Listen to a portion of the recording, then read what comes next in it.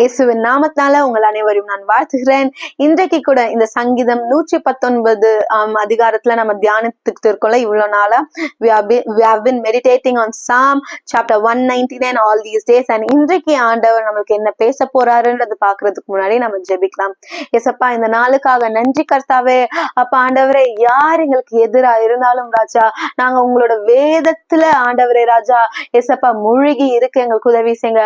நாங்க உங்க வேதத்தின் பிரகாரம் நடக்க எங்களுக்கு உதவி செய்யுங்க. எங்களுக்கு உங்க வேதத்துல இருந்து அந்த ஆறுதல் கிடைக்கிறதுக்காக உமக்கு நன்றி கர்த்தாவே. இயேசுவின் நாமத்தினால் ஜெபிக்கிறேன், ஆமென்.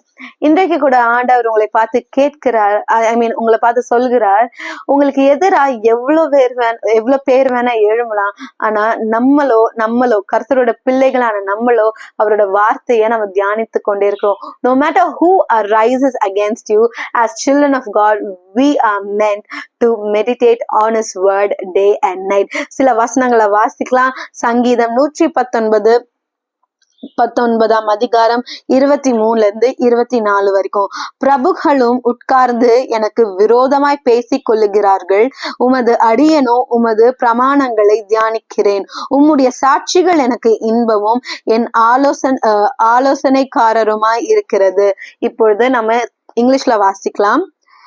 Princes also sit and speak against me, but your servant meditates on your statutes. Your testimonies also are my delight and my counselors.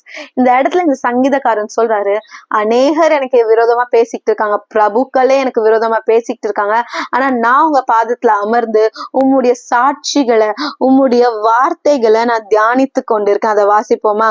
அதாவது, உமது அடியனும் உமது பிரமாணங்களை, இந்த இடத்துல பிரமாணங்களை ஸ்டாட்டிடியூட்ஸ் அப்படின்னு இருக்கு, உம்முடைய பிரமாணங்களை நான் தியானித்து கொண்டிருக்கிறேன். அது மட்டும் இல்ல, அடுத்து அவர் சொல்றாரு, உம்முடைய சாட்சிகள் எனக்கு இன்பமும்.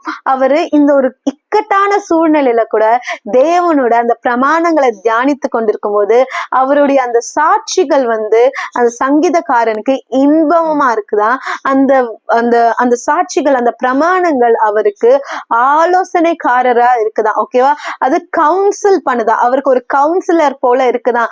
என்ன பண்ணணும்னு தெரியல, எல்லாரும் எனக்கு விரோதமா பேசுறாங்க, எனக்கு எதிரா பேசுறாங்க, என்ன பண்ணணும்னு தெரியல, என்னோட இருதயம் நொறுங்கி போயிருக்கு, எனக்கு வேதனையா இருக்குன்னு இருக்கிற இடத்துல அவர் அப்படி சோர்ந்து போய் அமராம அவர் தேவனுடைய அந்த பிரமாணங்களை தியானிக்கும் போது அவருடைய அந்த பிரமாணம், கர்த்தரின் அந்த வார்த்தைகள் அவருக்கு இன்பத்தை தருதான். இன்பத்தை மட்டும் தரதா இல்லாம அவருக்கு அது ஆலோசனைக்காரரா, which means ஒரு கவுன்சிலரா இருக்கான். அப்படின்னா என்ன, நம்ம கவுன்சிலரை தேடி வெளியில போக தேவையில்ல, நம்ம ஆலோசனை தேடி வெளியில போக தேவையில்ல.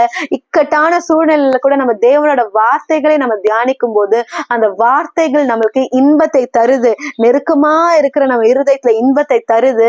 ஆலோசனையே இல்லாத இடத்துல ஆலோசனை கொடுத்து நம்மளை ஆற்றி தேற்றுகிறது. ஆமென். சோ இன்றைக்கு நீங்க ஒன்னும் தனியா இல்ல, உங்களுக்கு விரோதமா எவ்வளவு பேர் எழும்பினாலும் கர்த்தர் உங்க பட்சத்துல இருக்கிறார்.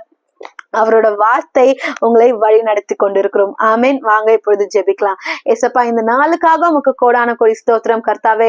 ஆமாம் ஆண்டவரே, அநேகர் எங்களுக்கு எதிராக எழும்புறதுனால, புரிந்து கொள்ளாததுனால, எங்களோட இருதயம் கலங்கி கொண்டிருக்கிறது உண்மைதான். ஆனா இன்றைக்கு ஏசப்பா, உம்முடைய பிரமாணங்களை நாங்க தியானிக்கும் போது அந்த பிரமாணங்கள், அந்த சாட்சிகள் எங்களுக்கு இன்பத்தை தருகிறது கர்த்தாவே. எங்களுக்கு கவுன்சிலிங்களை தருகுது ஏசப்பா. நீர் எங்களோடு இருந்தால் ஆண்டவரே, நாங்க ஒரு சேனைக்கு பாயோம், எதை குறித்தும் கவலைப்பட மாட்டோம். நாங்க உம்மை வார்த்தையை தியானித்து கொண்டே இருக்க எங்களுக்கு கிருபை தருவீராக. இயேசுவின் நாமத்தினால் ஜெபிக்கிறேன். ஆமென். ஆமென். God bless you. Have a great day.